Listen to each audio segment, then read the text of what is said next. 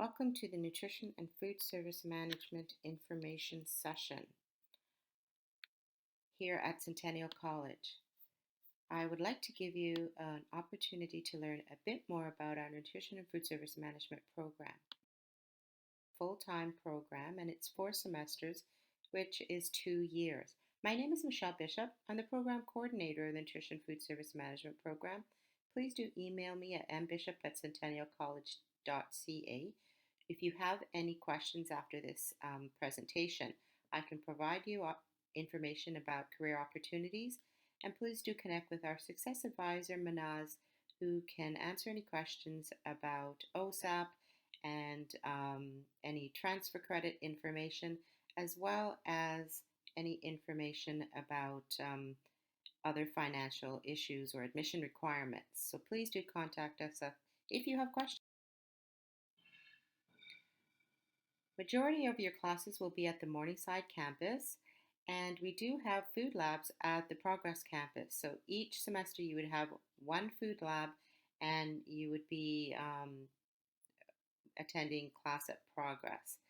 To get your schedule, you'll be through My Centennial, and all of your course materials will be Centennial. This is the Progress Campus School of Hospitality, and this is where your food labs will be once a week. We have scheduled your classes to be primarily one campus each day. So if you have a food lab, you will have no classes at the Morningside campus. Our program does gear the food service manager to working in the industry of healthcare, primarily in hospitals and in long-term care facilities. We do have managers that work in the community and in business and industry as well. The nutrition management course prepares managers to work in food service administration, prepares you for your nutrition knowledge to work in the clinical nutrition field with patients, and the ability to work with your staff in terms of human resource management. One of the benefits of the Nutrition Food Service Management program at Centennial College is that we are the longest running program in Ontario. Our program is a fully accredited program. As I said, it's a full-time program over 2 full years, 4 semesters. At the last semester, there will be a 6-week field placement in which students have the opportunity to apply the knowledge that they've learned in hospitals and in long-term care facilities or in food service and education.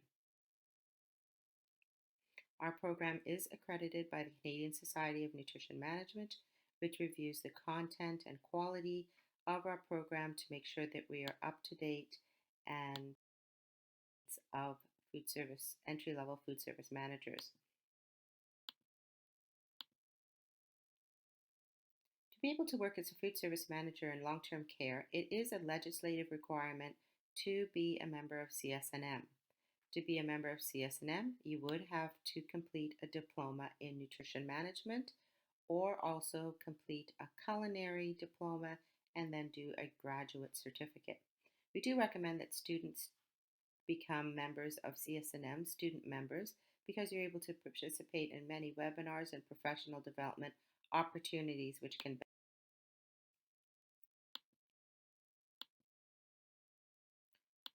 So what are you getting into? The career involves working in long-term care or in hospitals and leading the food service department. Also, our graduates work in Meals on Wheels, in dining, in business and industry, and also product development and quality assurance sectors. What will you learn in your 2 years with us? It will be a blend of food production, nutrition, and business courses.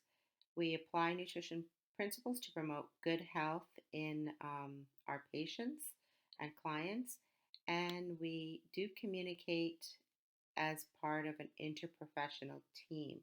It's important to work collaboratively with the other healthcare team members In our program, you do have the opportunity as students to work with other other programs, such as the healthcare environmental program and also the pharmacy technician program. So students have an opportunity to work on projects with other students in other programs. Our program does um, have allow students to work in with industry specific software. So this is the computer software that's the food service managers are using in the industry, and students have the ability to have access to computer labs. Some of our courses are lectures, some are computer labs, and some are food labs. So students would have the ability to practice this industry specific software in the computer labs. What are the teaching methods? Well, most of our courses involve collaborative work with your peers. So that helps strengthen your peer support, which is very important in the program. Um, your faculty are there to answer questions and available and there to guide your learning.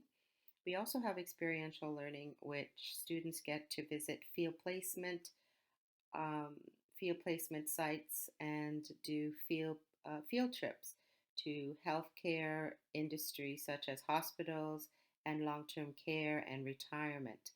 So students have a snapshot of what the working environment will be like.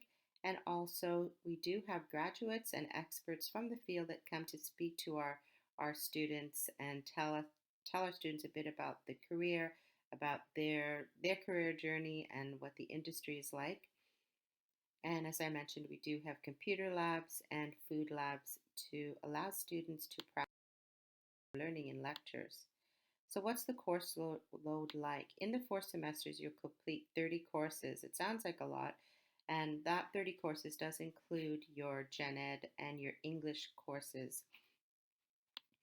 You will require approximately 24 hours of classwork per week and also devote 10 to 15 hours per week in reviewing your assignments and studying. Our classes are usually 8:30 a.m. to 6:30 p.m. Monday to Friday. So your ability to practice what you've learned in your 4 semester is highlighted in your 6-week placement. You would need to be available for 40 hours per week, so that's 5 days a week, 8 hours a day, and this is arranged by the college. So students very often end up getting job opportunities because they've had the ability to demonstrate their skills in their field placement opportunity for students.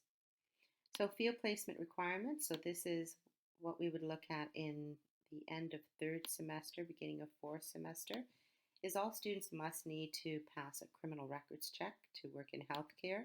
You must have up-to-date immunization, mask fitting, and standard first aid and CPR. So this is requirements that's not going to be needed in 1st semester, but something to work towards in 3rd semester to get you ready. After graduating, what are the job prospects? So after all this education, what job am I going to get? What's the money going to be like? So salary ranges start between 47,000 a year, from what I'm hearing from my grads, and with years of experience, that can go up to 60,000, 80,000, depending on what operation you're working with. So, what is the process to be admitted into the program? You do need to apply through OCAS.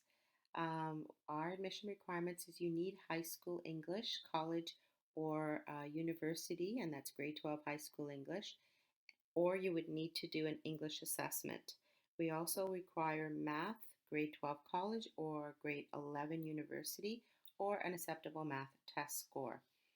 Fall intake, which is unusual for our program, is that we have 2 intakes. We have a fall intake and we have a January intake.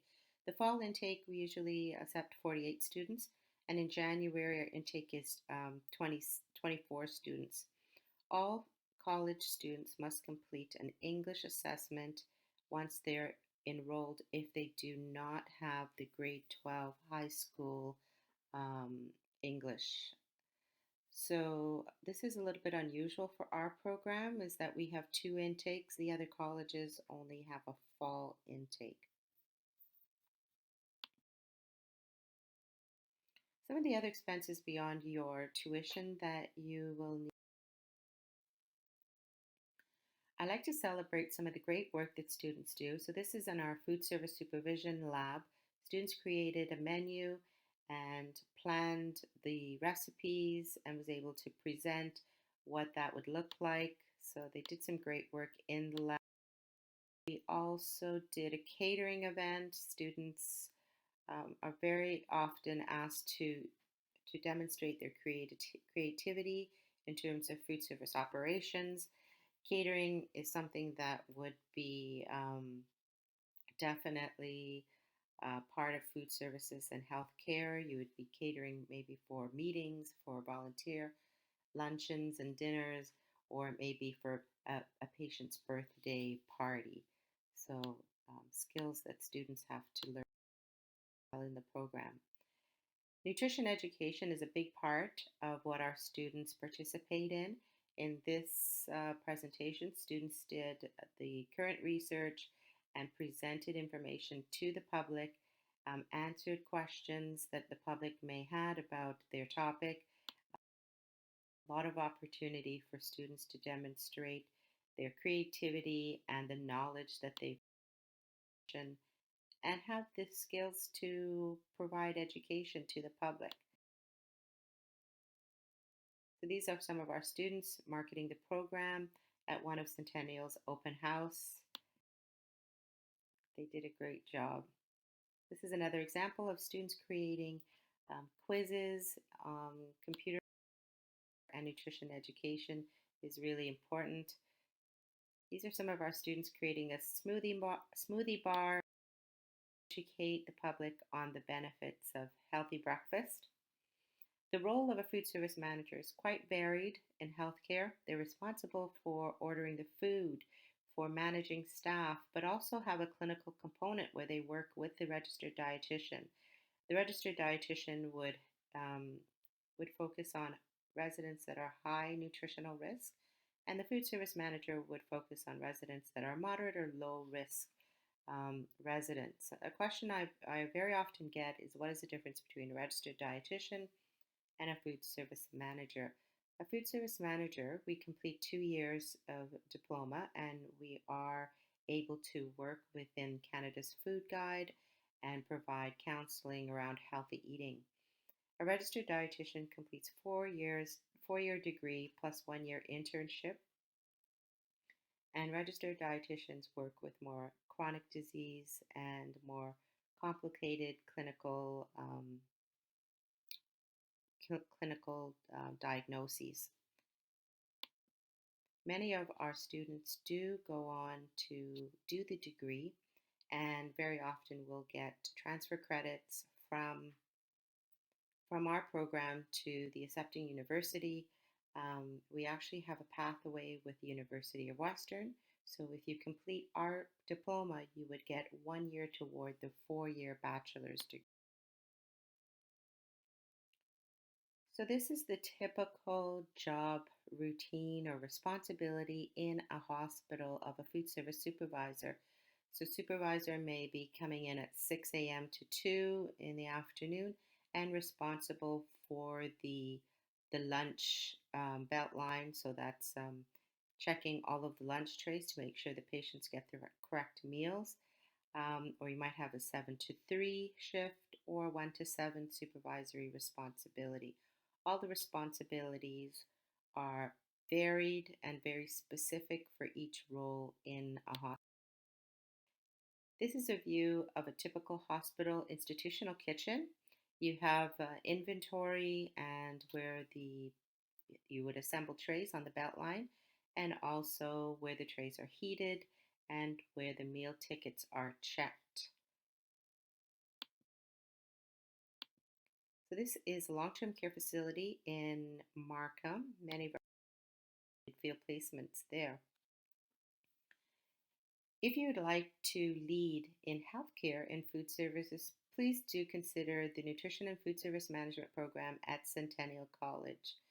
Our graduates are really making a difference, and you can too. Thank you, and have a great day.